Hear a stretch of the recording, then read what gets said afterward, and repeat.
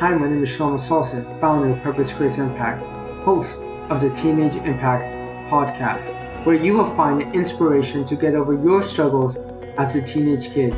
I was bullied, had anxiety, depression, had friends pass away, and battled confidence issues for a majority of my life. Whether you have the same issues as me, feel lonely, face challenges in your home or in school, I'm going to be interviewing people who overcame these struggles and provide you with tips on how you can overcome yours. By the end of this episode, I want you to rate and comment on what you think of the podcast. This will allow the podcast to be ranked higher and serve more teenagers. Hi everyone, this is Shelomo Solson, the host of the Teenage Impact podcast, and today I have Laura Egocheaga. How are you, Laura? I'm doing amazing, my man. Thank you so much for having me on today. Were you tuning in from Houston? Yeah, I actually just moved to Houston, as you can see. Like, I have nothing set up yet. Like, I literally just moved last week. Oh, that's awesome. Yeah, Laura and I were speaking, and she moved out of Tampa, but I live in Tampa, and I met her a couple of times, and she has truly an inspirational story on her, and she's built an impact on so many people. She's traveled the country speaking, and she's really growing her business, and started at 16 years old, and from a lot of struggles. I know you're talking about how your mom left you at 7, you and your dad, correct? Yeah. So tell us the story on what happened. So pretty much when I was like 7 years old, my mom just like dipped out on me and my dad. She actually she told us she was going on vacation. And she just left and never came back. Then later on, my dad found out like she actually got remarried 3 days later, like from Wow. the date she left. 3 days later, she got remarried. How did that make you feel then, or were you too young to comprehend anything? I think I was too young to understand it, and to be honest, like my dad, kept a lot of things from me not to not hurt me, Mhm. because he understood how young I was. And at the time, it made me really frustrated. I was really frustrated with my dad because I just felt like there was no transparency. I felt like I was not betrayed, but like lied to, or something. Like I can't really describe it. It's really hard for me to describe. I haven't gone back to those memories in a really long time. Wow. And where were you born? I was born in Lima, Peru, Oh, okay. So what age did you come from Peru to the United States? when I was 4 years old. Okay. So that was 3 years later. And what state did you move into? I went straight to Tampa, Florida. Never left Tampa, Florida. This is actually my first time leaving Tampa, Florida. That's always been my base. I'm only gonna be in Houston for till like December. But it's my first like move leaving like my family and stuff like that. That's pretty awesome. And then growing up in Tampa, Florida, at 7 years old, your mom left you. How was it like growing up without a mom? And you said your dad was working too, right?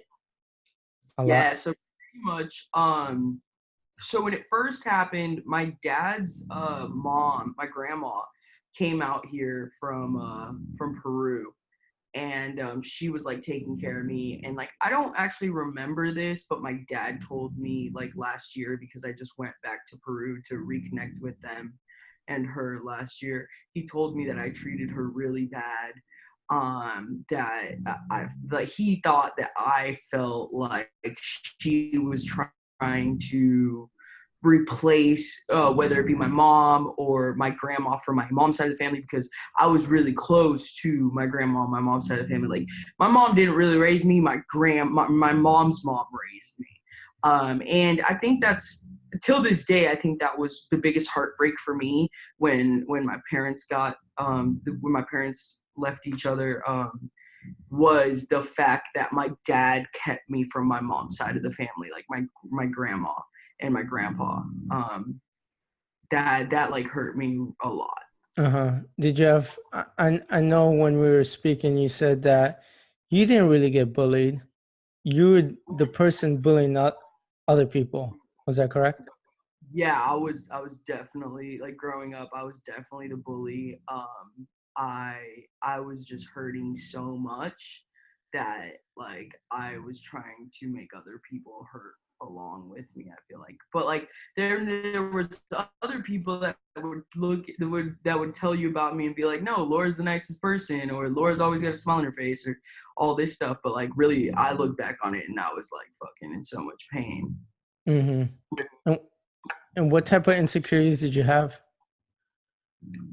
I don't know if it was like insecurities. I don't really know, because like I was like a popular kid, like people liked me. And I was out like ever since I was in like 4th grade, everybody like kind of knew I was gay. And then like once 6th grade hit, I was like, I'm a fucking lesbian. You know, it wasn't like a gay thing.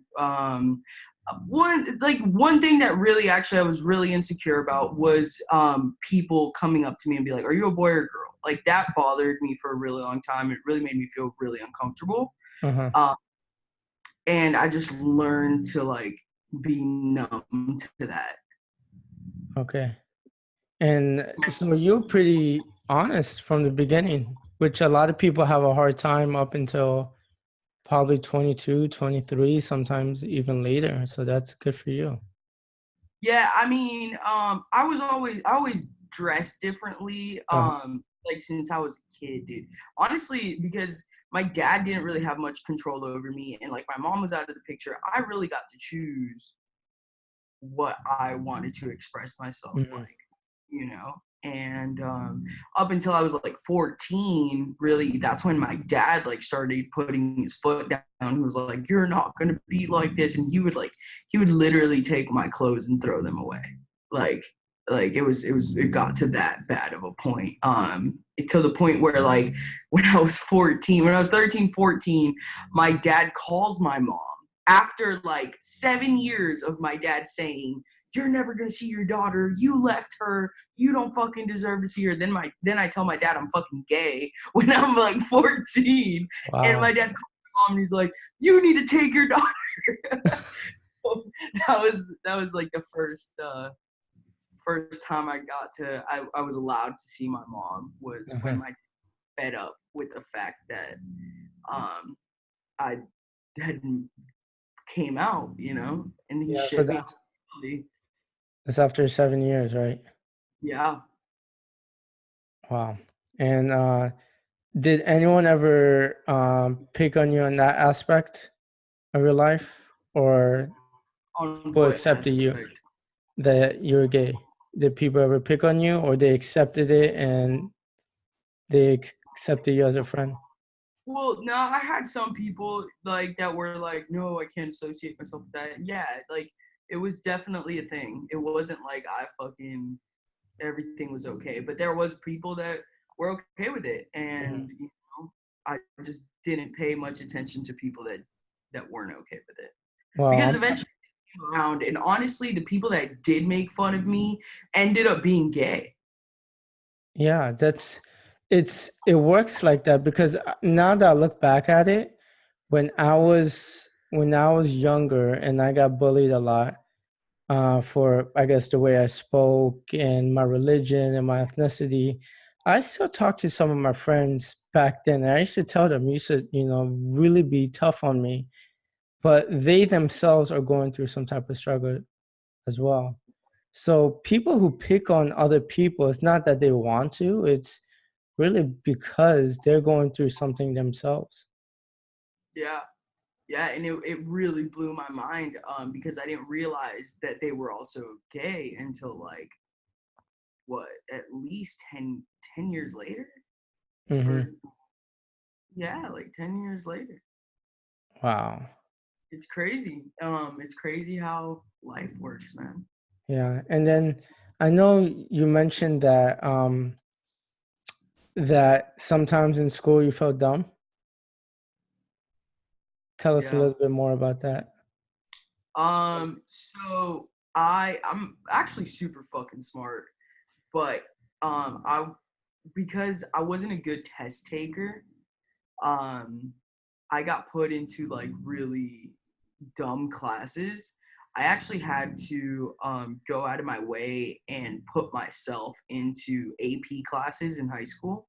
Uh-huh. Um, because like I understood the system and I knew that I needed to be in those classes to have a weighted GPA to be able to get a 4.0 or higher, you know? So I got that. And so I had to go out of my way and I had to get the administration to give me approval to get into higher classes, but I still had like remedial reading classes. Like I was in like I have issues with comprehending reading. I'm dyslexic, so I have a learning disability, but that doesn't mean I was stupid. And my teachers would actually bully me. What? Like I remember, yeah, dude, I remember in fucking middle school, 7th grade. I had this teacher, his name was Mr. Denmark. It was like history or geography or something like that. And he would make fun of me like because of the way I looked. Because like yeah, to my face and in front of the whole class, and the whole class would laugh. That's sad. It was super fucking sad. One time I came home crying and my dad was like, what happened? And I explained it to him. And he was like so ready to go to the fucking school and complain. And I was just like, it's not worth it. Like I had to talk my dad out of it. And then I had teachers that were super fucking homophobic. And this is, I'm assuming we're around the same age. So this is probably in the this is my middle school time. So this is like 2006 to 2008, 2009-ish, probably something like that. Okay. Wow. Sad. And yeah, I was in intensive reading class. I hated that. Yeah, and I think I do have because like we're both smart. Shit, dude. My thing is like it's not even that like yeah, I'm dyslexic, yeah, I have trouble reading, but I can focus if it's a good fucking book. Bro. Yeah. Like I can focus, comprehend. But if it's boring with school and people that have learning disabilities and are put in like remedial classes, it's probably because it's fucking boring. You know, you're not making it entertaining enough, you know? So true. And, you know, for the longest time, I thought I had trouble focusing and reading. I was good at everything else. I was good at math for sure. And then the FCAT reading, I always got ones. I don't think ones and twos. I always got ones and twos in my FCAT reading. But after college, I like barely passed FCAT. Like I barely I thought I was gonna fail. But then after college, I realized I love reading, but I just hated what they gave me to read. You know, what's crazy is like I would fail my language arts and English classes, you know, and now I'm a copywriter. You know, now I literally write copy that convinces people to purchase products. Mm-hmm. Like, that's what I do for a living. That's crazy. Like, think about that. Like, isn't that crazy? And then I also in college I failed my public speaking class, like completely. And I literally now travel the world and talk to people, also for a living. It doesn't matter where you come from or start. It matters how you finish in that process. And also, like, it matters if you give a fuck. Like, it matters if it's interesting to you. It matters if you're doing it because of impact. If there's a mission behind it. If it's your purpose. You know what I'm saying? Like, I'm sorry, I just wasn't interested in school, man. I actually checked out of school my junior year of high school when I made my first $20,000 online at 16, 17 years old in 6 months. And I decided that time that I was like, there's no reason for me to go to school for this, for anything. That's probably more. That's probably more than what you made than people with college degrees. That's more than what my teachers made. Like, in the amount of time that I made that money, it was more than what my teachers were getting paid for what the money they were making. And I knew that. And I was like, I need to fucking focus on this internet shit. I Now need to make. let's go back to your 16-year-old self when you want to start an online business because you wanted a nice car. Mm-hmm. And your dad said, It no. wasn't even a nice car. It was just, I just wanted a car. Like, because all your friends were driving, had a license, and then you asked your dad, can I have a car? He said, no, we can't afford it. And then that's when you start grinding, right? Yeah, man. So my dad, so pretty much, let's start when I was 14, because the idea really started when I was 14. So I think I was 14 when 2009 happened, the economic recession. And that's when I realized we had no money. We're probably at the bottom of the totem pole. And I looked around because my dad took on massive debt to be able to keep up appearances and make sure I was still in like okay school district and whatnot. So I look around and like I don't see people suffering as much as we're suffering, you know. And I also see my friends are getting brand new Mercedes, brand new BMWs, and I'm just here like, fuck, okay. So I wasn't even allowed to get like the new Xbox or like a new Xbox games because we didn't have money. My dad was just always telling me, I don't have money, I don't have money, I don't have money. So I thought to myself and I was like, okay, you don't have money right now, but if I don't ask you for something for the next 2 years, there's got to be some type of money there, right? Because I didn't ask for anything. You're not giving it to me. So we might have money. I didn't comprehend how money really worked and how business worked at that time or jobs or anything like that. I just thought like, we have money, you know? So 16 comes around, haven't asked for anything. I've been a good girl. And I'm like, all right, Dad, where's my car? I'm getting my car, right? He's like, what? I don't have money. What? And I'm just like, what do you mean? I haven't fucking asked you for anything. I was so upset, dude. I felt like a fucking failure. I felt like a loser. I felt like I felt embarrassed of my family's situation, my own situation. And so I called my mom. I'm like, Mom, I haven't seen you in like 7 fucking years. So buy me a car to make it up for me. Like I promise I won't hold the grudge if you buy me a car. What were the exact words? Was it like, no, or did she? It was a laughter. Like she laughed in my face and was like, no, I can't afford a car. Are you crazy? And I'm just like, are you fucking serious, Mom? Like, are you serious? Like, that's all I want. And she's like, no. And that's literally what happened. So I end up going online and I ended up looking up how to make money online on Google. And I ended up finding this affiliate marketing company and I made my first $20,000 in 6 months. And I bought my first car, cash. Cash at 16 years old. What kind of car was it? It was a 2002 Honda Civic XE or E.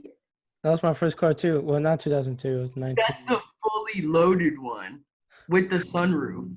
What? Yeah, I had the baddest fucking whip, dude. And guess what's funny as fuck about it? As soon as I paid the guy on Craigslist, it broke down. Like literally, as soon as I handed the guy money, the guy leaves. The car broke down. It overheated. Did you call the guy like back? On my way home, I called the guy back. He paid for the repairs, and I got my fucking car like a week later after it was fixed. But it was the best car ever, dude. Like I'll never forget it. Limo tint windows. It was silver. Smoked so many fucking blunts in that shit. Like it was lit, bro. I was like a little trap star out of that car. And how did your dad feel? How did your dad feel about What was his reaction when you paid for a $20,000 car all with cash? No. I made $20,000. The car was like probably like 8 G's. What was your dad's reaction? My dad was super proud of me, dude. My dad was super fucking proud of me because I was able to pay for the car and I was able to pay for years of insurance up front. Good for you. Thanks, Now, man. you're learning this online business stuff and you're kind of, becoming financially stable by yourself as a teenage kid, while most parents are struggling to pay for the kid, you're actually paying for yourself. What was the process like after that? Did you continue on online business? So the company actually shut down and ended up being a Ponzi scheme. It was shut down by the government. So the reason why I made $20,000 in 6 months was because there was no 7th month. Like I would have kept making money, but the company shut down, so I couldn't make more money. Dude, I was getting $1,000 checks every week, like left and right type shit. And after that, it really shook me. It made me really nervous. I was really scared because I didn't know what to do. Because so this company already had websites, already had copy, already had a product to sell, right? They just needed traffic. And I helped get that traffic and I'd help them sell their product. So when I didn't have that anymore, I had to really reverse engineer what they were doing and how I can do it for myself. So at that point in time, I was a kid. I didn't know any better. I thought it was just the fact that it was a website. I was like, okay, I just need to teach myself how to code. And if I teach myself how to code, I'll start making fucking $1,000 a week again, And it didn't fucking work like that. But I did teach myself how to code. I taught myself how to build websites. And then I realized, like, okay, I have this website up. It's not doing anything. It's not making me any money. I think it did make me some money off of, like, Google AdSense, but it was, like, what, $6 maybe? Mm-hmm. It was back then. But,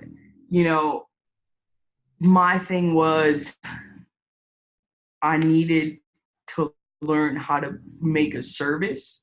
So that really was the beginning of how I learned about SEO, web development, paid traffic, analytics, because I had to create these separate streams of income. And then at the time I was also working on Odesk, which is now called Upwork, and freelancer.com. I don't know if you know. Yes, I heard of it. So for those who don't know, it's a website anyone can go to and do some extra gigs. Yeah, you can get paid to do whatever. So I was actually on there bidding on projects, and I realized my competition were people in India that don't value $1. Like to them $1 is fucking holy shit. I'm gonna fucking eat like a king, and I live in America, and that's how that shit works. So I realized I was underselling the fuck out of my services. And then I think it was an ad on YouTube, and it was just like, make money by selling to local business owners. And that just like light bulb. And that's when I realized that's when I started my agency. Biggest issue then was the fact that I didn't actually know how to sell. I didn't know how to convey a message of how valuable something was to a business owner and convince them to actually purchase it, right? Purchase my services. So that was like a whole uphill battle because I failed miserably when I first launched Divide Tech. And I ended up getting a job at Nielsen, and this was after graduating. You got a job. Oh yeah, this was after graduating. Yeah, it's probably like a year after graduation. Mm-hmm. You went to USF? No, I went to HCC, but I dropped out like 3 credits short of my AA. because I was just like, because I was trying to really prove to my dad that I don't need a college degree to be successful. My dad told me my whole life, like, you need a college degree. You're nobody without a college degree. I'm like, watch this, bitch. Which now, you know, the first time he ever seen me talk, he was like, wow, you really fucking did it, you know? Good for And you. Good for yes, you, Laura. That's pretty amazing. And now you're speaking everywhere. literally everywhere. Last year I went back to Peru. I actually spoke with Congress. It's like that wouldn't have happened if I didn't make the choices that I made in my life.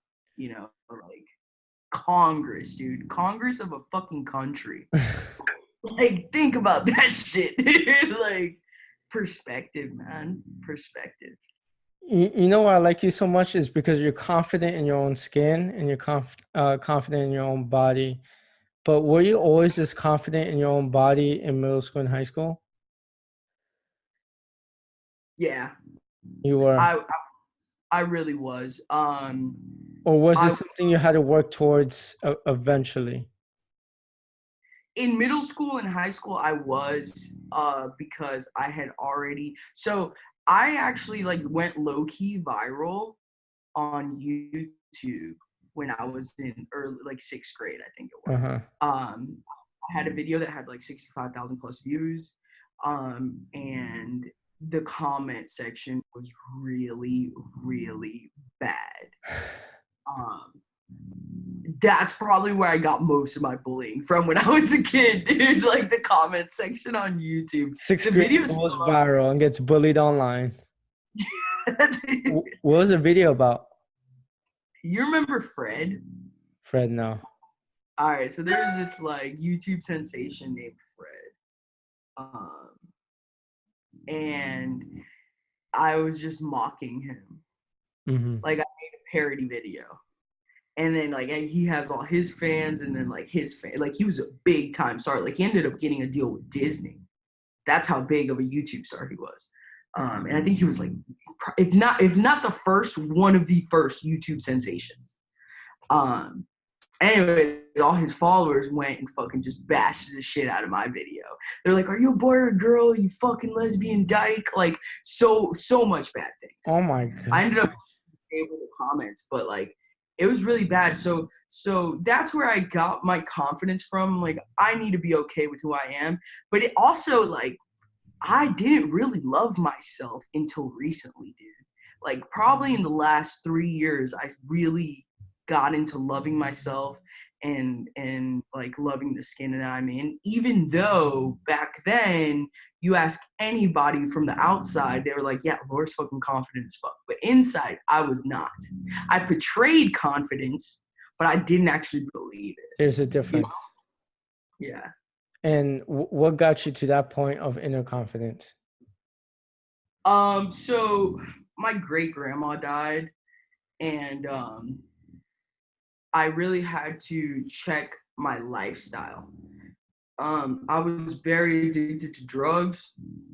I was doing bad things. I was in a very toxic relationship. One day after my grandma died, I had this dream with her. And we didn't talk. There was no speaking. It was like telepathic stuff that was happening. And she's like we're sitting in her dining room, and she's like holding her bag, or my bag of drugs. I had a duffel bag filled with fucking drugs, like pounds of weed, and it's a whole bunch of other shit. And she's like holding it, and then on the table is my laptop. And it's like she was telling me like, you don't need to do this, go focus back over there. Focus on that. Because at that point, after I graduated high school, there was like a year or 2 or 3 that I was really lost. I was very lost, doing stupid shit, like doing drugs. It was really bad. And that's when that happened. And I had that dream, and then I was super depressed, like super fucking depressed. My best friend robbed me, set me up to get robbed at gunpoint. I got robbed like, I think it was over 10 G's at gunpoint. And your best friend did this.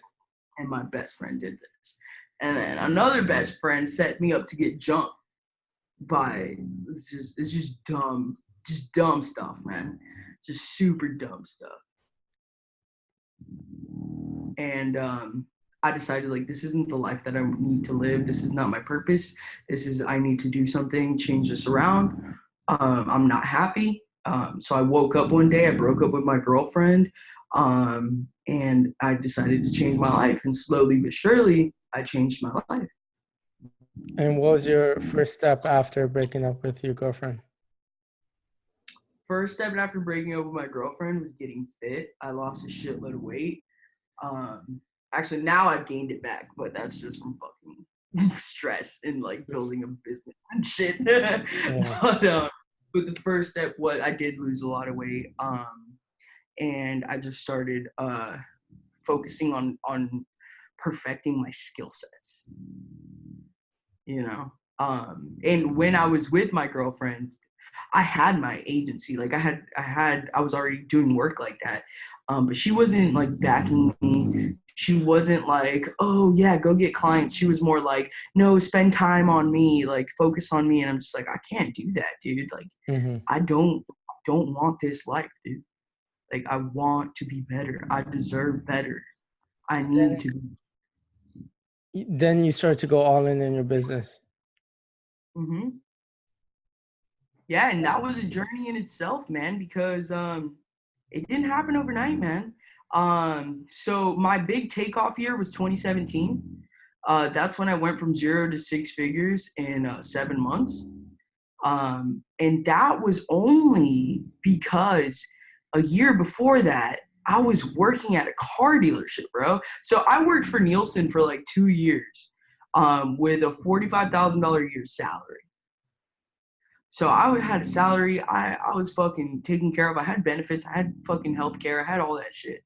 And my cousin calls me, or I was at Topgolf with my cousin. And my cousin at the time was the new car director of this dealership in Tampa called Wesley Chapel Nissan. And we were at Topgolf, and he was with one of his like finance managers or something like that. And they were talking about how they need new salespeople. And at that point in time, my mindset was like, I need to learn sales. And I knew that no book was going to teach me that. No book was going to tell me how to do sales. So I like literally had to beg this guy. I had to beg my cousin to fucking hire me as a salesperson. And like, look at me, bro. Like, when you think a car salesperson, you don't think of me. Like, you know what I'm saying? So he had to like make that executive decision on him. And, you know, if I would have failed, like, yeah, I was on him. You know, that would make him look bad. And I thank God he took that chance on me, because that changed my life. Because they had already bought a program for the entire sales department, which was the Grant Cardone sales training. I don't know if you know who Grant Cardone is. Yes. So I was taught by Grant Cardone the steps to a sale, the psychology behind a sale. I was taught all of that. Now, granted, it was car sales, but I knew I could leverage that and use it for my agency. And that's exactly what I did, man. I worked car sales for 7 months, man. Commission only. And one day I fucking was like, I actually went Facebook Live. It's still on there. Like literally the day I quit and I started my agency the next day, and I went back full time into my agency.